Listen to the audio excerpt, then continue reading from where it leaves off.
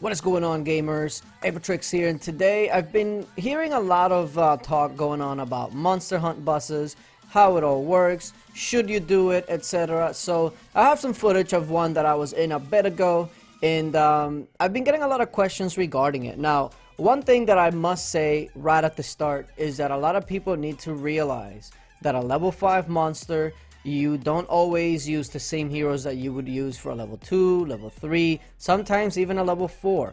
The reason for that being is that these level 2s and level 3 monsters that you might be used to hunting do not do nearly the amount of damage a level 5 does, which means that usually for a level 5 you would need to include some sort of tank. Now, if for some reason you don't need a tank, it must mean that the heroes that you already use have a high amount of life leech. And life leech is kind of like HP steal, if you will. Every time your hero does damage, it heals itself when you're hunting. So that's really useful. But most of the time, even that is not enough. So you need a tank. Now, I was testing some different types of combinations here in the heroes just to see if there was one that really stood out as far as damage, and then depending on what the results were, I just stuck to the one that works the best. Now, that is also keeping in mind that every single time that I was attacking, I was getting a bonus. So even if one did more damage than the previous one, unless it was a significant amount of damage, I didn't really take it as much better. So that's the first thing that I started to do here. And then once I settled on a team, then I just continued to use it. Now, there are different suggestions out there, like for instance, if you use Halfbot, that would usually have like suggestions of what heroes you could use, etc. But also keep in mind that your monster gear does play a part in the damage and how heroes do work. So take all of that into consideration. Take suggestions, but don't be afraid to kind of experiment with what you have and find out what's best for you. Now, outside of that, as far as the monster bosses, are they worth it? I feel like every time somebody asks me, is something worth it? They have to keep in mind that most things is worth it to somebody and not worth it to others. Like for instance, for me, this bus is especially worth it. I was in the guild MKO. They do a lot of these buses pretty much daily. And the ones that I need the most is Halo. So in this particular bus, it was 2 level 5s. So that's why I put it right next to 2 of them, because it's easier to just attack 2 that are right next to each other instead of wasting 2 ports. 2 for 1 essentially. And not only do you get the chance of getting a gold halo drop, and not even just a gold halo drop, you can get a couple of blues, a couple of purples, maybe some greens, etc. And as you guys may know, I need a bunch of halos. So the main reason I joined was because of the off chance that you can get one of those super awesome drops. Now, that's really not the only thing that these buses offer though.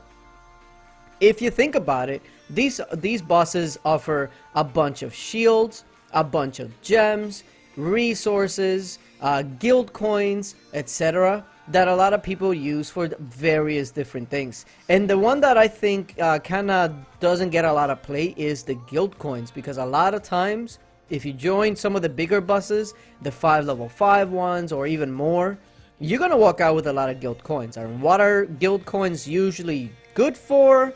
Migration. And as we all know, migration is getting harder and harder, because the more kingdoms that open, the thinner that most kingdoms become, meaning that you need to migrate more and more if you want to stay in a pretty decently active kingdom. So especially for those big guys, the guild coins, I think, is one of the most underrated things about these buses. But outside of that, for people like me that need some items, the halos, maybe venoms, etc., because the bees suck, then these buses are really good. Now, one thing I will say is, if you're hunting a level 5, please, please, please, please, please, make sure that you only get it down far enough to where you can max hit it and kill it. If you have any sort of doubt that a hit is not going to 100% kill it, do not do it. I have seen some of these level 5s get stolen while they were still in the 20s, 25%, etc. Because keep in mind, if a person has really good monster gear and they pop the familiar to where they get 15 hits, they can steal it from you if they max hit it. So that's what I was trying to do right here. I was trying to get a ×6 because that's what I knew would 100% take it out. I did not want to take a gamble with the ×5, leave it at like 2-3%, even 1%, and then have somebody steal it, because that would be a gigantic waste of time. Okay, so make sure that you take these heroes just low enough to where your max hit can take it down. Do not let somebody else steal your monster. Do not let them. Okay, now as far as these buses, at first, when they first started to come around, I was kind of skeptical because at the time I did have some people that literally would go to buses every day, but they would never hunt for the guild. So I was like, well, what are you doing? You're over here using all your energy for other guilds where you're not really doing anything for our guild. Like, we hunt for you, but you don't hunt for us. But thankfully, since then, most guilds have implemented some sort of like daily guild monster hunt requirement, etc. And my stance has kind of changed. If you do your minimum monster hunt requirement for the guild, then after that, whatever you do with your energy, that's your business, obviously, okay? But the main issue back then for me was that people were going to monster hunt buses and they were just not hunting for the guild, and essentially that can be considered leeching off of the guild. But since then, like I mentioned, that kind of has been fixed, at least in my guild. I know that there's a bunch of other guilds out there that have minimum hunting daily. So as long as people meet that requirement, you can go in 100 buses a day if you want to. But yeah, we're going to go ahead and go over the rewards. On this one, like I mentioned, I'm still going over the halos. I still need halos because the journey towards 3 mythic cups, it's not easy. It actually sucks. So yeah, so here's what ends up happening. In the Monster Hunt buses, especially this one, MKO, they send a go mail, and then once the go mail is sent out, you're able to start hunting or finish your kill or however you want to do it. And then all you gotta do is save the go mail and your kills and send it to an admin, and then that way they'll clear you as that you've done your part. Now, if you ever want to join MKO, all you gotta do is you go to their guild board and follow the directions there. Hit up the people that are on the board. I'll also leave some information down in the comment section, in the pinned comment. That way, if you want to join into some of these Monster Hunt buses, you're welcome to. Make sure that you hit up the admin beforehand though, because you have to get approved. And there it is, glowing halo ×2. Blue halos at that. So I was super ecstatic because, listen, I'll take any halos that I can get, okay? Now, unfortunately for me, I've joined, I believe, 2 buses, and that's the only halos I've gotten. Well, okay, I take it back. I've gotten like a couple other common ones, but I mean, common halos, not really the greatest, right? But if you look at all the rest of what you're getting a bunch of speed ups, resources, shields, golden boxes, which a lot of times is one of the best. I believe golden boxes usually have the best drops.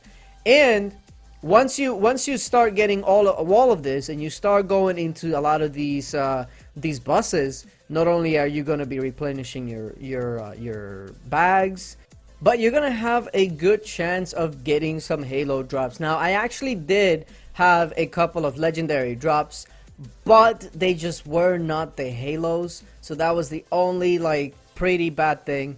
But I did get those 2 blues, so can't really complain too much. But even if you get no halos at all, that is still really good. Now, unlike me, okay, there were other people that got extremely lucky, and here are some of the screenshots that I'm gonna go ahead and show you guys of things that you can get from these buses. Like, I'm just looking at it and I'm just like, are you serious? Where the hell were my drops? Like, I could have gotten any of these. Like, can I please get some of that? I would appreciate it. Look at it, glowing halos ×2 legendary. Like, can I get in on that, please? Let me get a couple of those drops and I'll be good. Okay, not really. I still need like freaking like 30 gold halos to finish my cups. But either way, if you're interested in a Monster Hunt bus, the one thing, well, I'll tell you a couple of things that you're gonna need. Have decent Monster Hunt gear, because the better your Monster Hunt gear, the less energy you're going to need. And keep picking up the real good packs with a lot of energy. The two packs I would recommend the most if you want to up your game in monster buses is Monster Slayer, of course, to get your monster gear up, and Bundle of Energy. That one has a really good amount of energy. But yeah, appreciate you guys for watching, and until later.